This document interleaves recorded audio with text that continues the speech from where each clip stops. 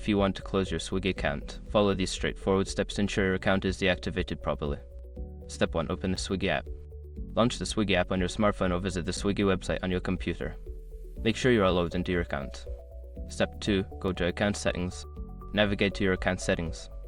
You can usually find this option by tapping on your profile icon or the menu icon, typically located in the top corner of the app or website. Step 3. Select Help or Support. Look for a Help or Support section within the account settings. This section often contains options for account management and customer service. Step 4. Request account deletion. In the Help section, search for the option related to account deletion or deactivation. Follow the prompts to submit your request for closing your account. You may need to provide a reason for leaving. Step 5. Confirm deletion. After submitting your request, check your email or app notifications for a confirmation message from Swiggy.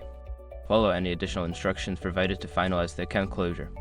Once you have completed these steps, your Swiggy account will be scheduled for deletion. If you have any issues, consider reaching out to Swiggy's customer support for assistance.